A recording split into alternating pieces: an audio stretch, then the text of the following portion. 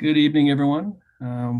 Thank you for joining us tonight. I'm going to call to order the regular council meeting for February 8th at 7 o'clock. Our first item is the land acknowledgement. Blackfalds Town Council acknowledges that we are on Treaty 6 territory, a traditional meeting ground, gathering place, and traveling route to the Cree, Saulteaux, Blackfoot, Métis, Dene, and Nakota Sioux. We acknowledge all the many First Nations, Métis, and Inuit whose footsteps have marked these lands for centuries. Next item is the adoption of the agenda. Administration, do we have any additions or omissions for tonight's agenda? Thank you, Worship. Just one brief one under information. It would be 9.7, and that's just a lifting of the provincial restrictions. Thank you. That's a good one. Anything from council? Any additions or omissions? I don't think any omissions, but seeing none, can I get a motion to adopt? Councillor Swab. I'll move to accept the agenda as as amended. Thank you. All in favor? That is adopted unanimously. We do have two delegations this evening. The first delegation from BDO, we have Alan Lester and Mitchell Kennedy. Good evening, gentlemen. Hey, everybody. My name is Mitchell Kennedy. Hopefully you guys can hear me right now. I actually just got a text from Alan Lidster. He is the partner on the engagement, and he is currently struggling to get into the Zoom meeting. So unfortunately, you are stuck with myself, who is the manager on the engagement. And I also have my senior here by the name of Austin Nolan, who will be walking through the audit planning letter with you guys today. Austin, can you hear me? I can, yeah. Okay. Austin, if you want to take it away. Sure. I'll just share my screen a second here.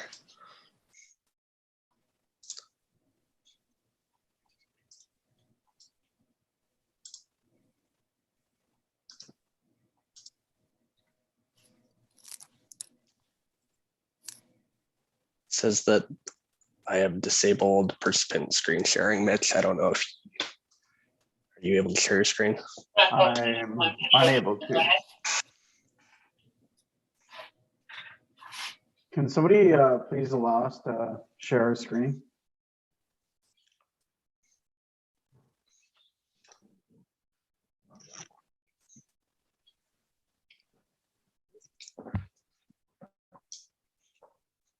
Okay, I'll end up posting it on my end. It's just coming up right now.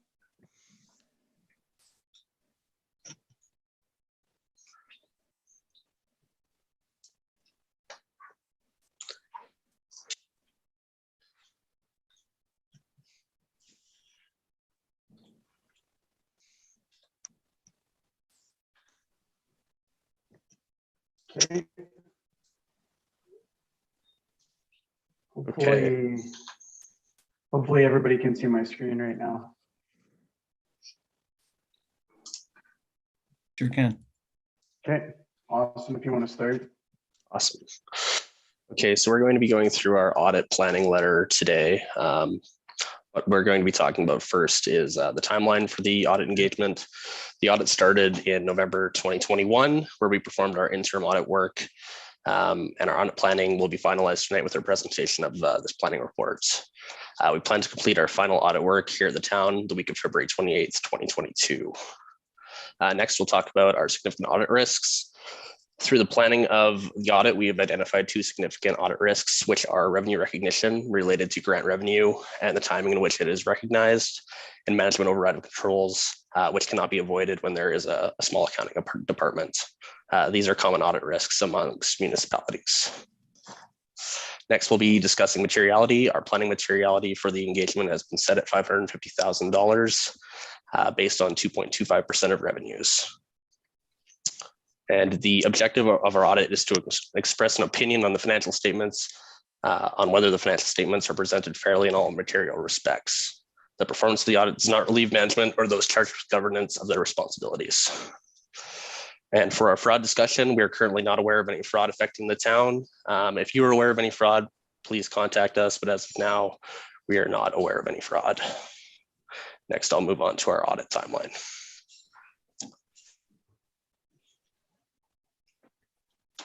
So as I said earlier, we were at the town of Blackfalds in November 2021, where we completed some testing on income statement items, completed a walkthrough of the town's business processes, and had discussions with management about the audit. We were planning on returning to complete our final field work testing around March 1st, where we'll need to test balance sheet items and do any top-up testing that's required. We plan for a presentation of the financial statements to take place around April 5th, where we will present our findings and financial statements to council. Then we'll release our audit report, which will be included with the financial statements. Next are significant audit risks and planned responses. As I stated before, the first significant risk we identified was in regards to revenue recognition. Our approach to mitigate this risk will be that we will take a sample of grants received in the year to ensure they're being recorded in accordance with public sector accounting standards. And for management override of controls to mitigate this risk, we will be reviewing all manual journal entries using analytical procedures and vouching the transactions back to source documents. Just so everyone's aware, these are all common risks among all our municipalities. So they're nothing outside of the norm from what you would typically see. Next, for materiality, an error is considered to be material if errors individually or in aggregate will impact the decision-making of the users of the financial statements. Materiality also helps us determine if an error needs to be corrected, and also drives our sampling methods and the scoping of our financial statements.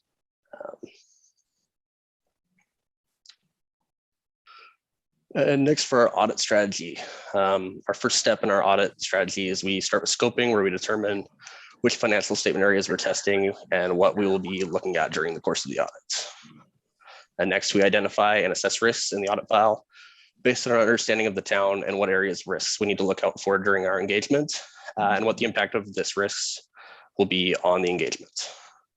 Next, we design an audit response where we will design tests to mitigate the risks we identify, and we will then obtain audit evidence where we will perform the design tests and obtain the needed documentation to obtain assurance over the audit engagement.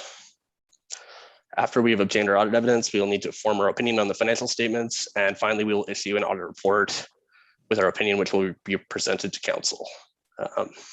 This is sort of a high-level look at kind of how our audit process will look like this year. Next, we have our independence letter.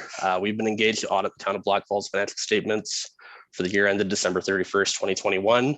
Our audit will be conducted under Canadian generally accepted auditing standards. This letter states that we are independent from the town, and we have considered the following in determining this. We've considered if we, as an engagement team, have held a financial interest in the town, if we have held a position that gives us the right responsibility to exert significant influence over financial or accounting policies, if we have any personal or business relationships of immediate family or close relatives, or any economic dependence with the town. And finally, if we have had any other services in addition to the audit engagement performed with the town. Because none of these hold true, we are independent from the town and be able to perform this audit engagement.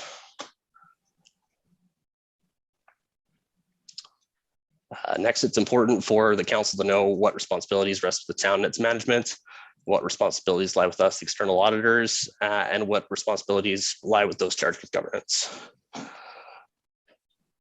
So for us, we're responsible for performing timely interim reviews with any audit standards that are relevant. In this case, PSAS, read any interim financial statements and provide general comments when requested, to consult when requested, then of course to work with management towards the timely issuance of financial statements and management letters, as well as presenting our findings to council with any key audit matters.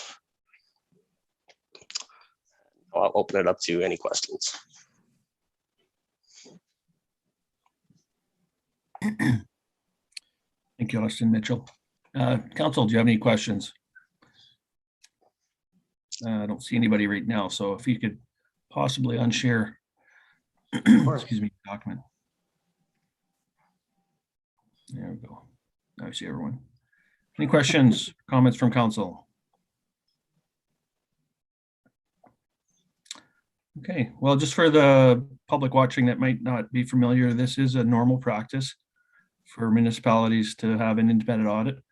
I just believe this is the first year I believe BDO is engaged with the town of Blackfalds. So this is a little bit different document than we've second year. Okay, so Yeah, slightly second different year. document than we've familiar seeing, but this does lay out a comprehensive plan. Thank you, gentlemen. I look forward to talking with you later in the year once Of this course. process is complete. Thanks for your time, guys. I appreciate it. Thank you. Excellent. Have a good evening. All right, our next item, 4.2, our other delegation is our Blackfalds RCMP detachment year-end report. We have Staff Sergeant Martin joining us this evening. Thank you, Mr. Mayor, and good evening, everyone. Good to see everyone, even though it's on Zoom.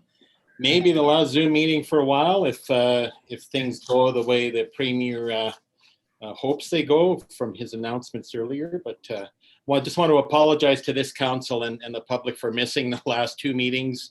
The one was a computer glitch, and the other one was just not worth risking my life to attend a meeting. It was that crazy storm. But anyways, I'm here tonight, a little bit late, but better late than never. So Blackfalds Detachment, we have all of our members healthy and working hard to ensure the safety of our communities, including Blackfalds. The odd member has been off duty sick with cold and flu-like symptoms. Some, like other parents, have sick kids at home, so they stay home to err on the side of caution. But for the most part, we're all at it. We've had to send 2 members to the Coots border crossing, but they came back, and one is returning tomorrow. I don't know if the Premier's announcement today will change anything at Coots. I hope it does, but that it remains to be seen. I have 2 members that are on long-term illness, but I'm hoping they recover soon to come back to work as quickly as possible. We have 1 member on maternity leave. She had a baby boy last month, and 1 member is retiring, and she is just using up the last of her annual leave entitlements. So we currently have 1 hard vacancy, but that's a provincial position, which doesn't affect the town of Blackfalds funding. We have some transfers both in and out. Constable Shane Visser was posted here for a while. He transferred to Red Deer City, the plainclothes unit there, but still resides in Blackfalds, him and his wife and kids. Constable Luke Lichty transferred to the Central Alberta District plainclothes section, and that's a support unit for all detachments in Central Alberta, including ours. So if we have a big file and we need some expertise, Luke will bring that because he's worked here and he knows the area. So that's a good move for Luke.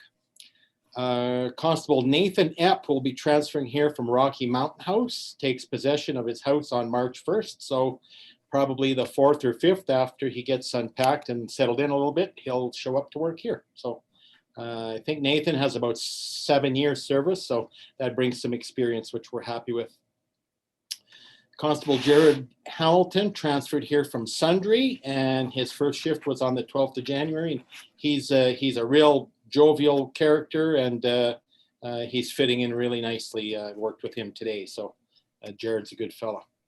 Constable Dakota Downing is a new cadet. She graduated yesterday, and her first shift is going to be this Friday in Blackfalds, and that's going to fill the provincial vacancy that I just talked about. And another cadet is Constable Jory Ferrago. He graduates the 21st of March and should arrive around the 25th or 26th to start here. So some young, some old, some with service, some with cadets, but we'll mold them into great officers here, I have no doubt. And I found out late in January that another member by the name of Julius Abreu is transferring here from Vegreville, 3.5 year service. He already owns a home in Red Deer, so that should be a really quick transfer out. I'm trying to work that out with his boss to get him here as quickly as possible. And we filled a vacant municipal employee position in December after we offered it to 2 people who turned it down for personal reasons, but young lady from Red Deer is going to join us. I don't want to say the name yet. We're still working on her security clearance. So I'm sure you know who it is, or Mr. Thompson can share that name with you. So our front door is open to the public, but as per direction from KDIV, anyone coming into the secure side still needs to be masked, as do our members who have contact with the general public. Is that going to change in the next week or 2 or 3 with today's announcement? I know Premier Kenny has made some decisions. Being a federal agency, much like Laura at the post office, we're gonna have to get direction from the feds and see where we go with that. I hope we can ease restrictions, but we'll take directions from the federal government. We push our members to be on the road and only have 3 in the office at once. Sometimes that works, sometimes that doesn't. So we're trying to keep them on the road. And again, as per my previous comments, because of the Government of Canada regulations, as it stands today, anyone coming in, working in, or contracted to the detachment, our members, our front office, victim services, guards, cleaning staff, maintenance, have to be double vaxxed, and there's no exceptions. I don't know if that's going to change in the next few weeks, but I will keep you posted for sure. I'll send it through Ken Morrison, who can filter it up through Mr. Thompson and to Mayor and Council. So just a few stats, January to December 2021 compared to last year. So total persons crimes in 2020 for the town, this is just town of Blackfalds. This doesn't have anything to do with our rural part of it, but just town of Blackfalds. So persons crimes in 2020 there was 181 investigations. In 2021, there was 194. So that's an increase of 7%. That's not a huge increase. No one ever wants to see an increase in persons crimes. Again, do we blame COVID because people are cooped up and frustrated? I wish I had the answer for that. But on the other hand, property crimes in 2020, there were 431 reported. In 2021, there were 368. So that's a decrease of 15%.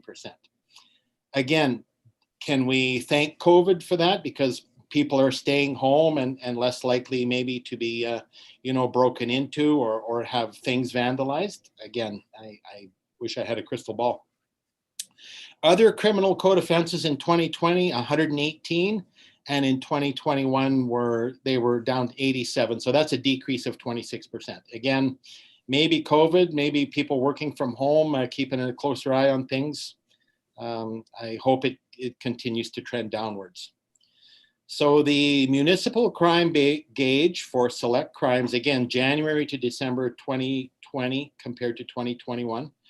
Break and enters saw a decrease of 21%, so there were 10 less break and enters reported. Theft of motor vehicles saw a decrease of 15%, which was 7 fewer instances.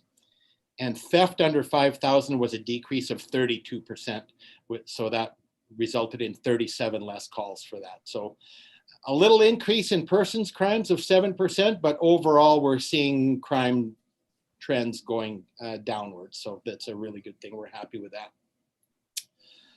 Our third quarter APP was completed at the end of December 2021, and I participated in another 7 meetings, both in person and virtually. And as part of our APP, I committed to building and maintaining positive relations within the communities.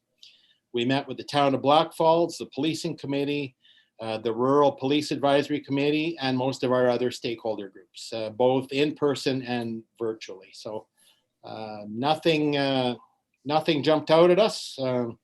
Still lots of support from all of our partners and our stakeholders, so I'm happy with that.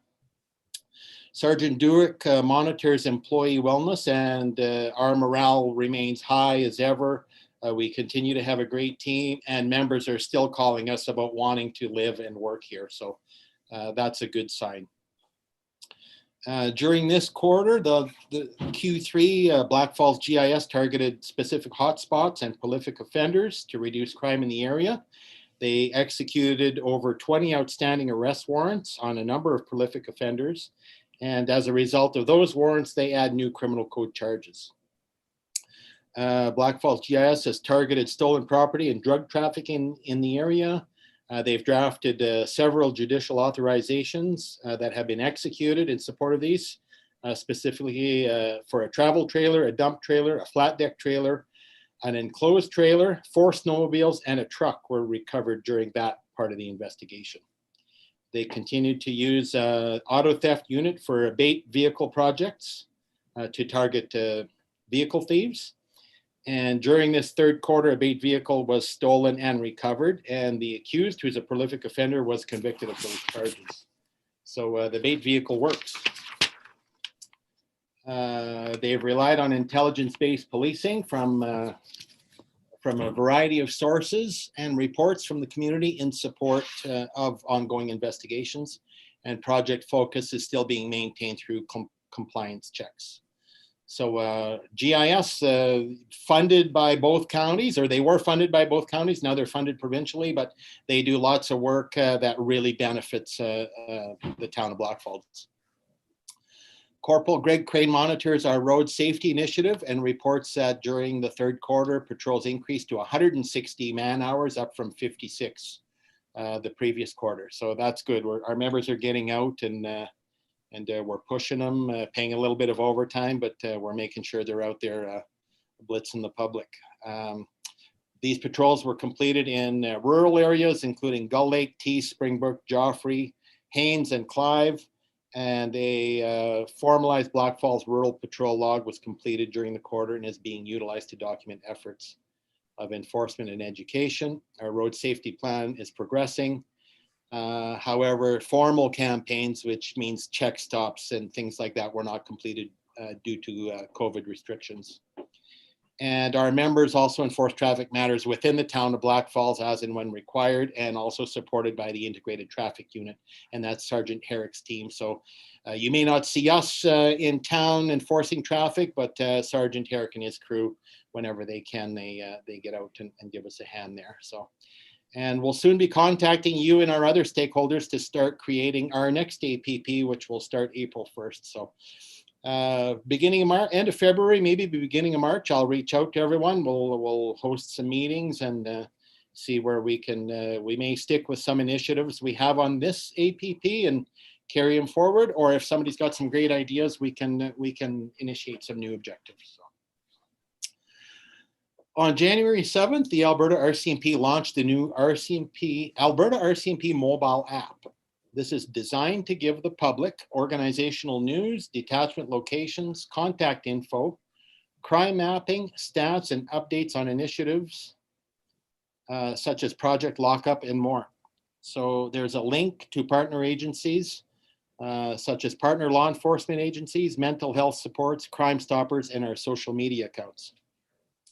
It was designed for all Albertans to stay engaged and connected to us as their local law enforcement.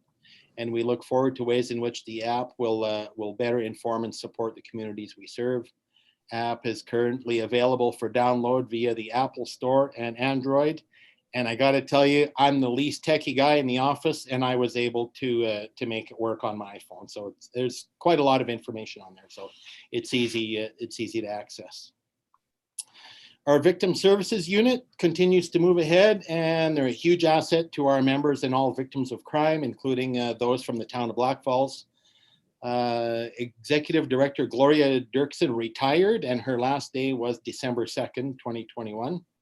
The board interviewed 5 really strong candidates. I was part of the interview committee, and we selected Miss Shauna Wyatt as a successful candidate. Shauna's full of energy, great ideas, and I have no doubt that VSU is in good hands. Shauna started on January 17th and already has, I think she sent some invites out for strategic planning sessions, and she's just got some great ideas, and we look forward to supporting her.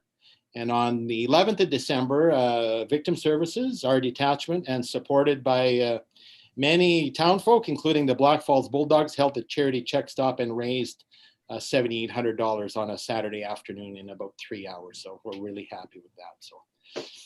subject to any questions, comments, or concerns, it's been a while. I apologize for that, but that's all I have by way of report and year-end stats. And I sent a report to Mr. Thompson last week for the mayor, and we can talk about that, or we can move on. You guys got lots to do, no doubt.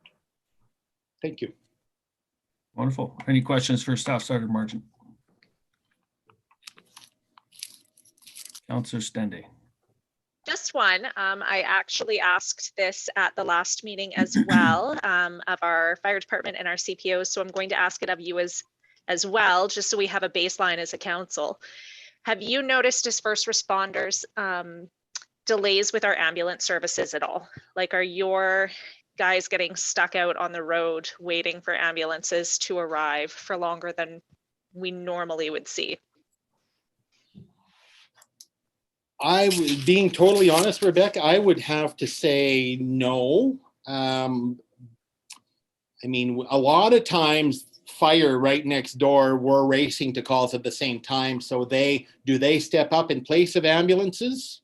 I don't respond to a lot of calls, you know, in the first instance. I haven't heard the members complain that it's an issue. So I don't think it is, for us anyways. Perfect. That's all I needed to know. Thank you. Good. Okay. Easy.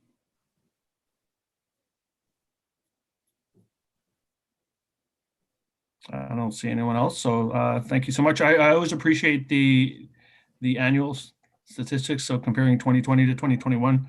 And I do want to give your detachment credit. I know that those 2 years had some unusual hurdles and challenges that, as you mentioned, yeah, hopefully we're past. It lasted a lot longer than I think anyone would have expected or hoped. So hopefully things become a little bit simpler. But given that, the stats for the most part looked positive. So thank you for that update. Yeah, and I agree. Look forward to seeing you the next time. Thanks, everyone. Have a good night. Drive safe. Okay. Wonderful. So we have no public hearings. We have no business arising from the minutes. Our first item is 7.1, request for decision for the sidewalk repair policy. Thank you, Worship. Director Warren will be presenting this item. Thank you, Worship Council. So Laura Thevena, our Manager of Infrastructure Services, she actually presented this previously at Standing Committee, and she's been the main person involved in this policy review. So she was unable to be here tonight, so I'm here presenting. So we had the sidewalk repair and replacement policy 15.8.22 presented to Standing Committee, and there were some minor changes that were reviewed and recommended to move forward to council. So under the policy, the information that the town has been able to gather over the last number of years has gotten a lot better. So what we did is we revised the policy to basically just allow for that improvement. So the plan for the policy, as we've continued throughout the years, is we fund our annual sidewalk maintenance activities based off of the condition of the asset. So our sidewalks are reviewed annually and put together in a priority sequence. So the policy itself has been revised accordingly. There's a number of procedures. So there's the annual inspection program. There's a condition assessment. There is the sidewalk repair priority rating and corrective actions. We get into the priority sequencing as well as level of service. So what are we going to be able to do for the repairs based off of the number of resources and the available budget that we have. We've got the annual funding, and then how we deal with capital projects in relation to the existing assets. The financial implications for this policy is about $30,000 annually. And we may end up budgeting, or sorry, approximately $30,000 may be budgeted on an annual basis, or approximately $60,000 may be budgeted on a biannual basis based off of yearly budget adjustments and other priorities for our capital works. So we review that each year through administration and council to ensure that the capital projects that we are bringing forward are in alignment with council's municipal development plan and other priorities. So what we're asking tonight is that council adopt the sidewalk repair and replacement policy as presented. And the policy number again for council's review is 15.8.22. And with that, I'll open it up to questions.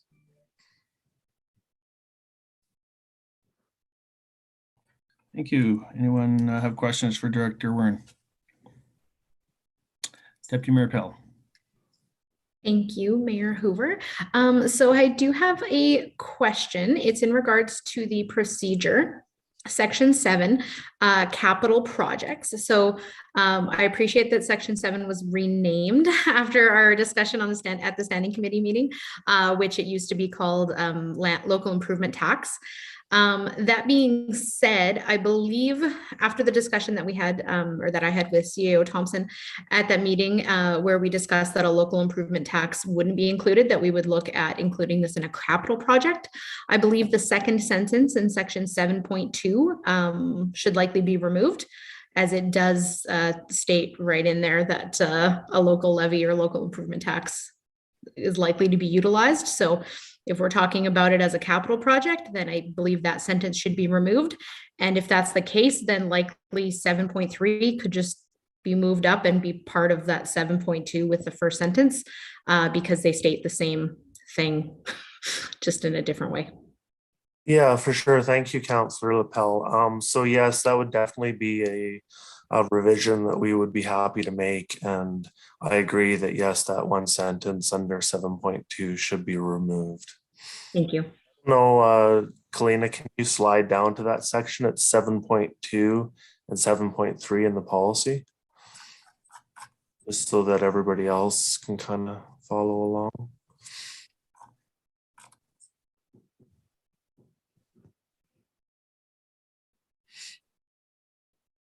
It's almost on the last page there.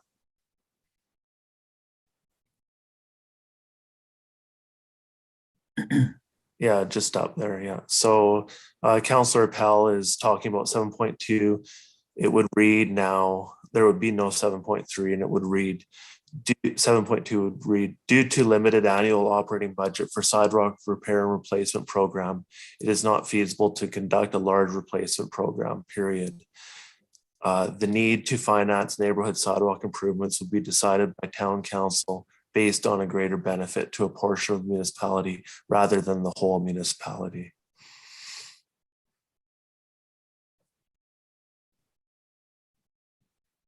Okay, thank you. Any other questions? We can just exit out of that sharing screen. Thank you.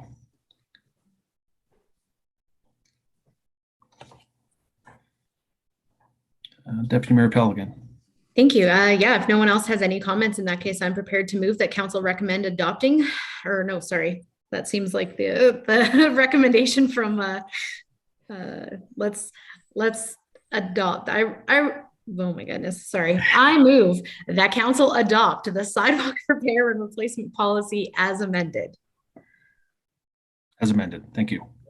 I'm not Any recommending debate? it, I'm moving it. Seeing none, I call the question. All in favor? And that is carried unanimously. Thank you. And second business item 7.2, Economic Development Week proclamation. Thank you, Worship. Economic Development Officer Chris Johnson will present. Thank you, Mayor Hoover and Council. So Economic Developers of Alberta has announced once again that Economic Development Week is taking place in the province of Alberta from May 9th to 13th, 2022. We all are aware, I believe, that economic development is critical, and it's the foundational work that helps to create jobs, support businesses, and improve the quality of life in communities. Right now, there's greater emphasis on the importance of economic development because we are all feeling the impact of this pandemic and the impact it's having on the Alberta economy. And we recognize how this practice is bolstering municipalities and helping them to recover. So with economic recovery from COVID a top priority for many communities, this year is a great reason to encourage municipalities, both large and small, to formally recognize and celebrate May 9th to 13th as Economic Development Week in their community. So once again, EDA, Economic Developers of Alberta, is inviting municipalities to join into them in order to help amplify economic development efforts. And they have an economic or a community challenge once again to asking partners, municipalities to get involved by making this proclamation. So our involvement in the 2022 Community Challenge gives us a voice. It lets our community know that you, Council, values economic development and helps strengthen support for the work that our Economic Development Office is doing throughout the year. So by proclaiming May 9th to 13th as Economic Development Week in the town of Blackfalds, we're spotlighting the importance of economic development for the town, the region, and the province of Alberta. I have attached a proclamation to below, and so the administrative recommendation is to have council accept the recommendation of economic development, the recommendation of the Economic Development Officer, myself, in the formal proclamation of Economic Development Week in the town of Blackfalds for May 9th to 13th, 2022. Thank you. Does council have any questions for EDO Johnson?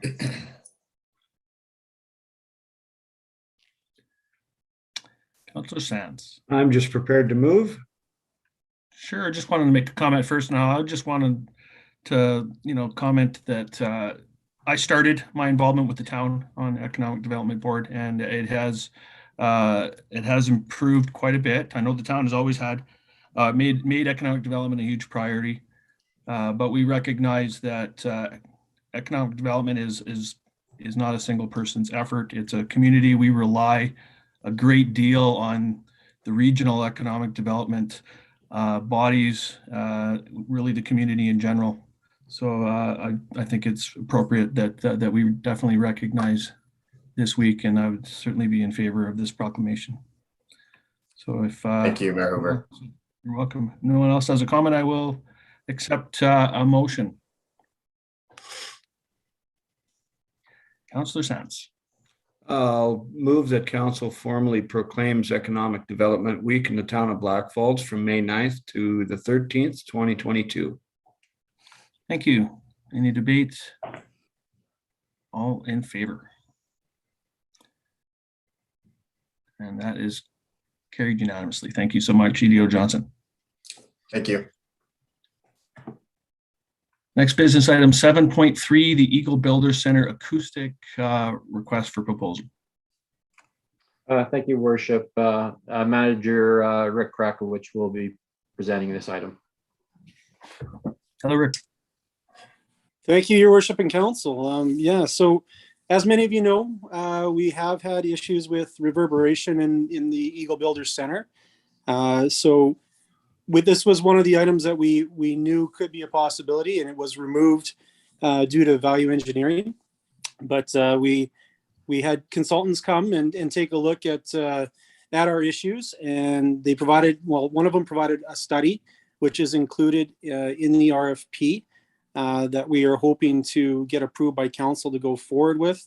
We did bring this to Recreation Board last week, Wednesday, and it was approved there. Basically what we're looking for is two different options. One option would be 522 hanging acoustic paddles, or we could go with option 2, or option B, which would be 500 panels with 120 square meters of wall paneling. So we're looking at 2 different options, and just looking for, I guess, council's blessings to go forward with that RFP. Thank you. Any questions for Manager Rick, or soon to be Director? Couple more weeks, not quite. See Councillor Stendy. So I'm just curious if we have an approximate as to how much we're expecting each one to cost. Yeah, so when we built the Abbey Center, we put acoustic panels there, and roughly the same amount, about 500 panels, and it was just over $100,000. So these are going to be thicker panels than what we have at the Abbey Center. So we don't know, approximately maybe 125, 150. We don't know for sure. Okay, and just further to that, if I may, when this came forward to Rec Board, it was noted that this wasn't listed in the current year's capital budget. That's and right. Rec Board was asked whether or not they wanted to go forward with it this year, or whether they wanted to wait until next year and actually have it put in the budget. So I'm just wondering if council can have kind of an idea of what either of those options could mean. What would happen if we waited and put it on the actual capital budget next year? What would be the implications? Your worship, through to Councillor Stendy, when we get the RFPs back, we'll have various options for council's consideration, including defer it till the next budget year, or some other options to fund the project from this year's budget. Perfect. That was the answer I was looking for. Thank you. Thank you. I believe I saw Councillor Sands. Yeah, thanks, Mayor Hoover. I'm just wondering, with the reverberation time testing report that was attached there, I'm just wondering, was there a cost to that, having that testing done? And if so, what was that cost at the time it was done? Yes, there was a cost for the consultants to do that work. I believe the first consultant was around $4,000, and the second consultant was just over 2,000, I think maybe 2,500. Okay, thank you.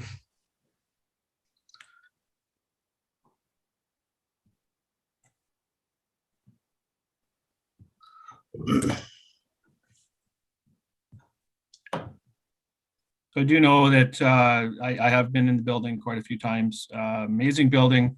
It can be overwhelming with sound, particularly in the beginning. I know that every time that we add a new surface in there, so as the millwork has been completed, it's started to make a difference. They've been able to tune in the sound system, but certainly given the type of events that we're hoping to hold in this facility, given the investment that the Bulldogs are making in their production.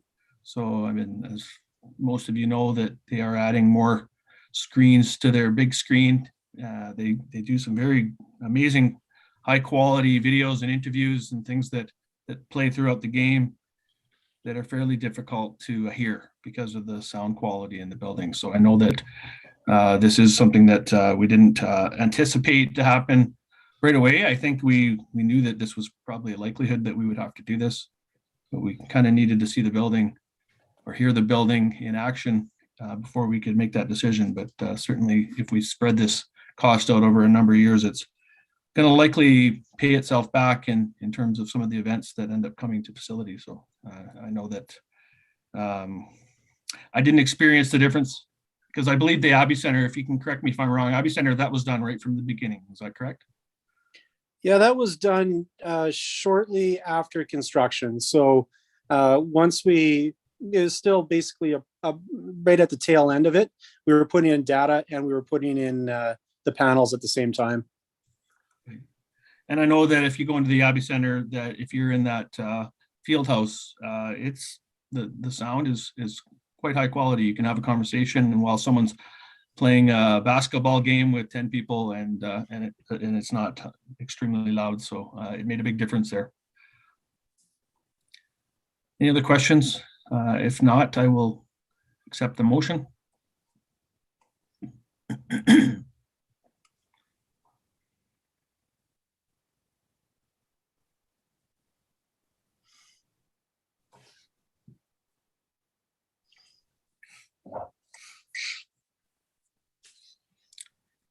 Councillor Stende.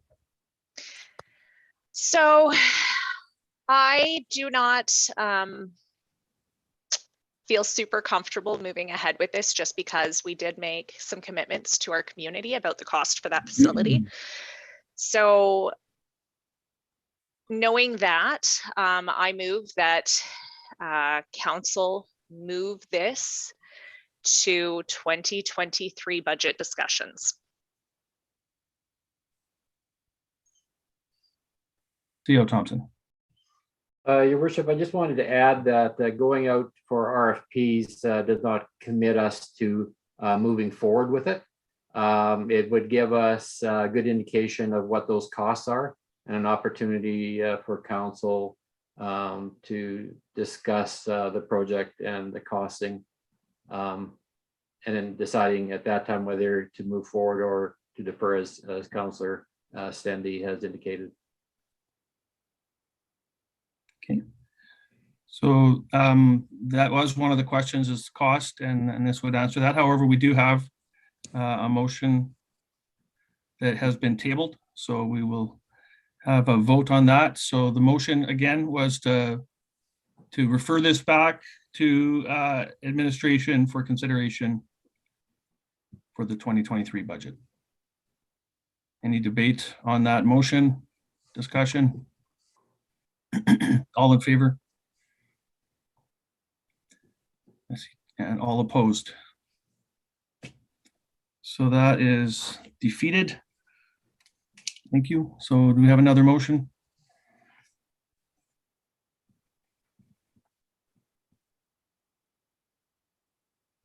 Deputy Mayor Pell. Thank you. As I believe it is important for us to have a better idea, or a more exact idea, of the costs before we make any decisions, I move that council accepts pursuing qualified contractors to supply and install acoustic panels at the Eagle Builder Center through the request for proposal process. Thank you. Any discussion or debate on this motion? Seeing none, I call the question. All in favor? And that is carried unanimously. Thank you. It was worth the consideration. I think that in the end, it could very well be likely that we look at this in the next budget year, depending on the cost. But let's hope that we're surprised and there's some something that comes back a little cheaper than we anticipate. Thank you so much. That is the end of business. We do have action correspondence 8.1 CAEP Director nomination.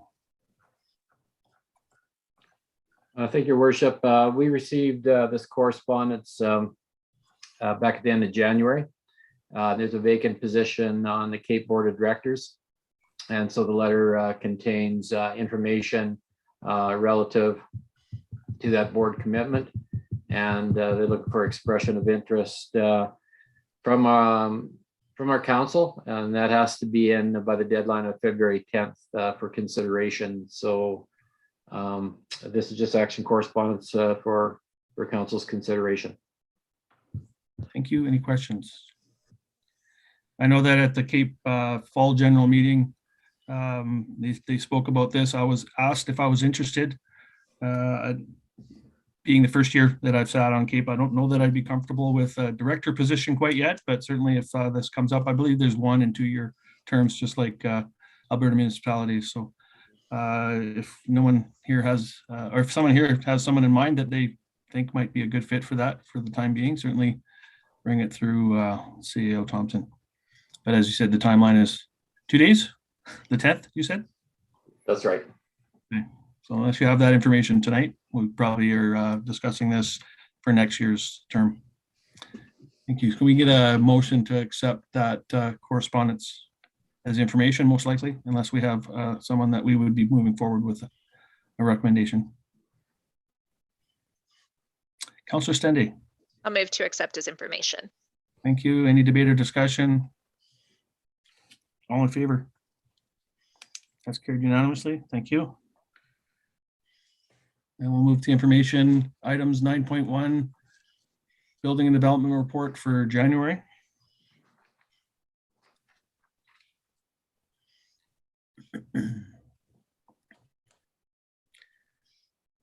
And I don't see any, but if you do have a comment, just make a sound, because I don't see everyone on the screen. 9.2, enforcement services monthly report for January.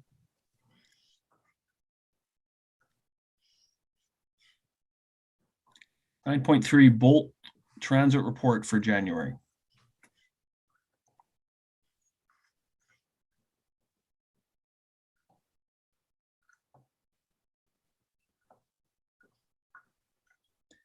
And for the public watching, if they're not aware, the Bolt transit trial will be reviewed, I believe, this year and I believe October.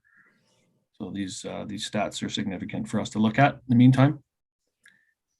9.4, City of Lacombe Council meeting highlights for January 24th.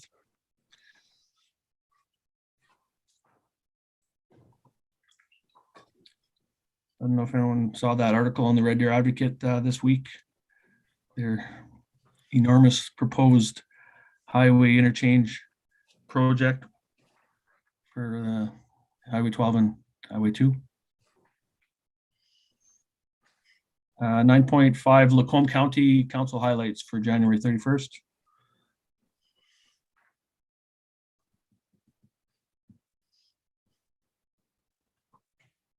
It's good to see Lacombe County investing in some solar. 9.6, Recreation, Culture, and Park Board minutes for January 6th.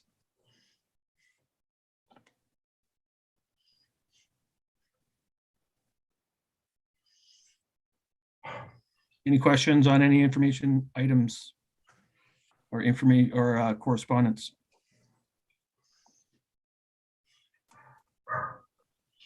No questions. Can I get a motion to accept information items? I see Councillor Schwab. I'll move to accept the information items as information. Thank you. Any discussion or debate? All in favor? That's unanimous. Thank you. No, I think actually we had one more information item. Sorry, I missed that. It was 9.7, the restriction changed today. So we'll accept that information afterwards independently. Thank you. Thank you, Worship. That was just simply Premier Kennedy's announcement earlier this evening. And I'm quite certain that the council and general public were tuned into that. The REP is coming off effective 11/59 tonight, as well as capacity limits being removed for all events except large capacity events exceeding 500. February 14th on Monday no longer requires masks for children and youth 12 and under in public, as well as no masking in schools for children and youth attending school. And then March 1st, we may be seeing an end to masking should the numbers of hospitalization and those in ICU continue to reduce. So I just wanted to ensure that council were all aware of that. And I think hopefully we're seeing the end of this pandemic, and we can only wish. But that's all I have, Your Worship. Thank you. Any questions about that information item? And I believe, correct me if I'm wrong, CEO Thompson, that with that change, those restrictions will automatically come off of our facilities. There will be no need for council to. That's correct, Your Worship, because it's provincially mandated. Thank you. And I have had many conversations with many residents where I've been telling them that. So it happened even sooner than I anticipated. I see Deputy Mayor Peldo has a comment. Thank you. I was just wondering, will we still be advertising that the facilities will be doing this? Only because I've already seen advertisements from the town of Sylvan Lake, just stating what the revised, stating what will be acceptable at their facilities. So they Yeah, like we'll- they already yeah, had we'll- it out on social media saying that they're not Yeah. in the rec program. So Yeah, we'll be posting information on our various outlets. wonderful. Thank you. Okay, thank you. So we did have a motion for the other information items. Should we, C.L. Thompson have, and can I just extend that and we vote again, or should we do a separate motion? That's fine. Okay, so we will table that motion again. Councillor Schwab to accept information items as information. All in favor? And that is still unanimous. Thank you so much. There is no roundtable discussion. We have the minutes from January 25th. Adoption of minutes. Any errors or omissions noted?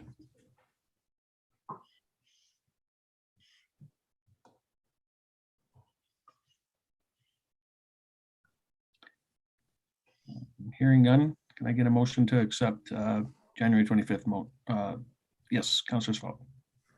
I think there was one in here where it was my name without counselor in front of it, but I can't remember where it was.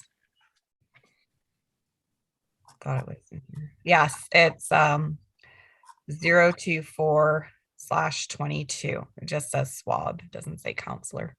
I think that was the only thing that was out of place. Okay.